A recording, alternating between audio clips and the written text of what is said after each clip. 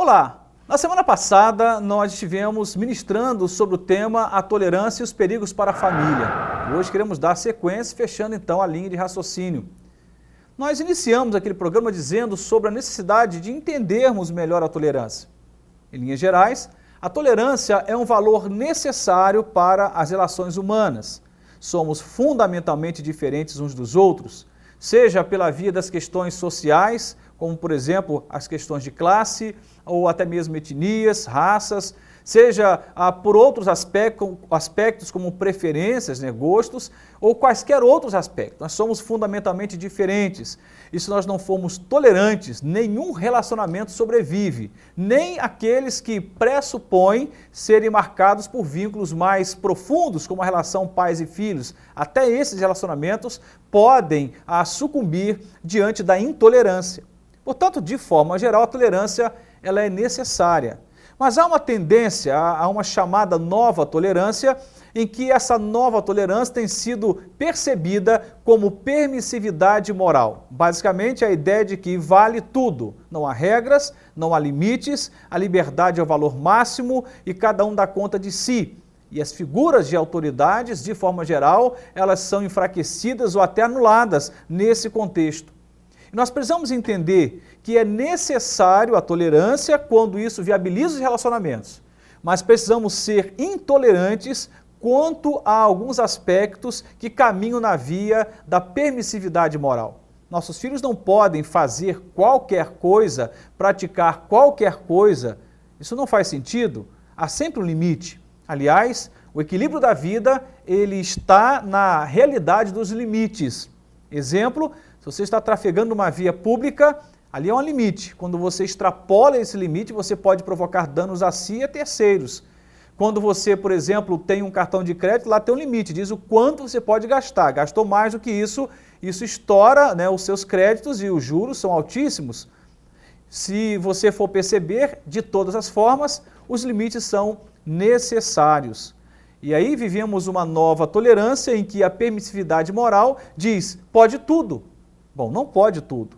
E é por causa dessa tolerância, sinônimo de permissividade moral, é que eu estou dizendo que a tolerância se torna um problema, um perigo para a família.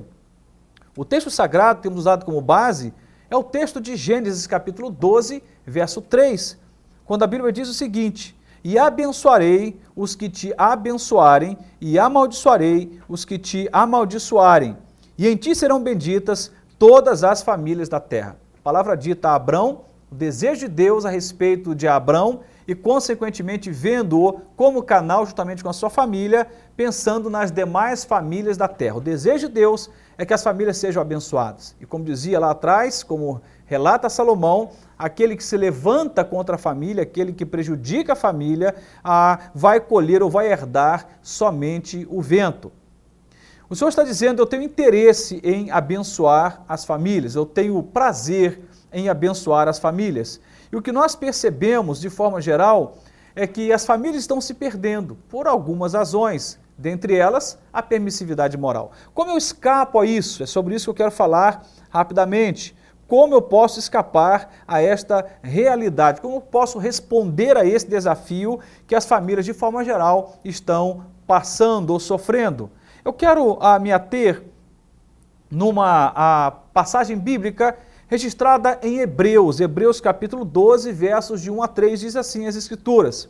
Portanto, nós também, pois que estamos rodeados de uma tão grande nuvem de testemunhas, deixemos todo o embaraço e o pecado que tão de perto nos rodeia, e corramos com paciência a carreira que nos está proposta, olhando para Jesus, autor e consumador da fé, o qual, pelo gozo que lhe estava proposto, suportou a cruz, desprezando a afronta, e assentou-se à destra do trono de Deus. Considerai, pois, aquele que suportou tais contradições dos pecados contra si mesmo, para que não enfraqueçais, desfalecendo em vossos ânimos.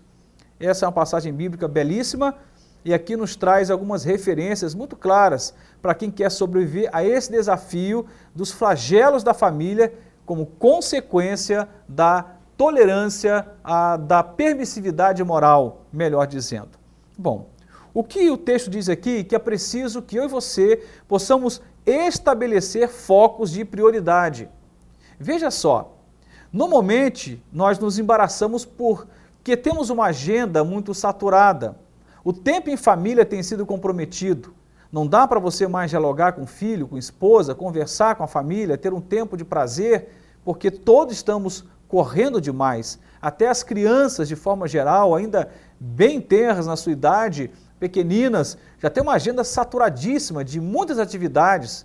Às vezes tem crianças que chegam ao ponto de fazer o inglês, e natação, e kickbox, e ainda o colégio, reforço escolar, piano, e lá vai um monte de outras atividades, e isso é um negócio que traz um indicativo de como vai a família. Famílias saturadas na sua agenda, que não têm tempo mais para convivência. E esse texto diz, deixemos todo embaraço. Deixemos todo embaraço. O que estamos falando aqui é situações que atrapalham, situações que comprometem a boa caminhada da vida, especialmente focando na família. Estamos muito embaraçados com a nossa agenda exacerbada, estamos muito embaraçados, tumultuados com os nossos muitos compromissos que não temos tempo para conviver. E isso é um grande problema, porque se nós não convivemos, não dialogamos, não podemos entrar no universo um do outro, não podemos entender o que se passa no coração do outro. O que isso tem a ver com a tolerância? Eu diria diretamente nada. Eu dizia que a tolerância enquanto permissividade moral é a causa, a consequência, o flagelo da família. Como eu lido com essa família enfraquecida? Esse é um caminho, estabelecendo focos de prioridades. Priorize a Deus, priorize buscá-lo, mas também priorize o tempo com a sua família. Gaste tempo com a sua esposa, com seu marido, gaste tempo, pais, com seus filhos. Tratem de estabelecer uma hierarquia. E o que é prioridade, não se negocia. Numa escala de valores, a família está sendo deixada para trás. É como se não fosse algo de maior importância. O texto ainda diz, não só deixemos todo embaraço, mas o pecado que tão de perto nos rodeia. É preciso resgatar a santidade, essa é a segunda forma de sair desse flagelo da família. O que eu estou dizendo aqui como resgatar a santidade? Veja, a Bíblia diz que Deus é santo. A ideia de santidade é a ideia de separação. Estamos misturando muita coisa e é preciso nos separarmos e separar esse lugar nobre de Deus na família. Buscamos tantas coisas, mas não buscamos a Deus. Batemos em muitas portas, mas não batemos na porta do céu pela oração, pela súplica, pela leitura da palavra, pela devoção. É preciso um retorno, um resgate da santidade, um retorno à vida com Deus. Está faltando o temor nas famílias.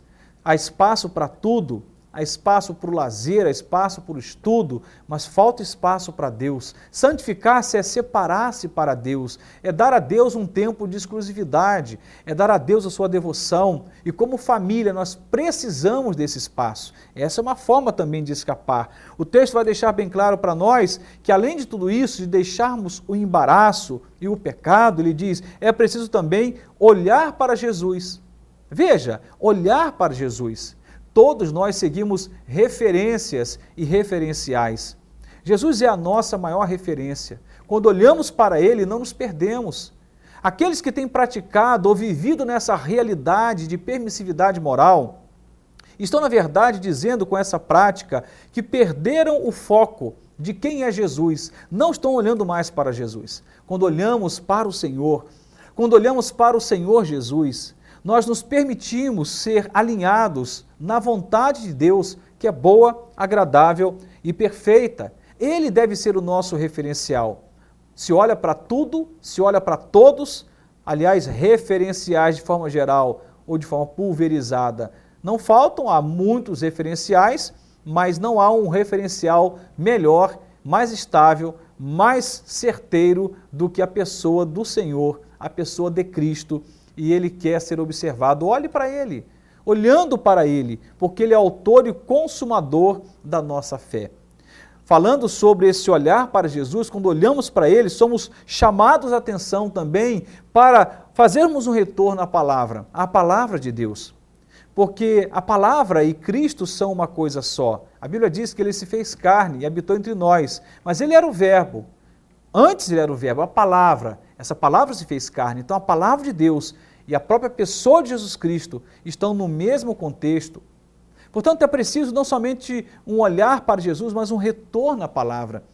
Temos lido demais, há um culto ao conhecimento, na verdade uma idolatria ao conhecimento, todos querem um pouco mais de conhecimento, seja uma graduação, né, um bacharelado, um mestrado, cursos profissionalizantes e cursos de línguas, e lá vamos, né, nós no mundo do conhecimento buscando conhecer um pouco mais, o que não é nada errado nem imoral em si, mas nós não nos remetemos à palavra de Deus.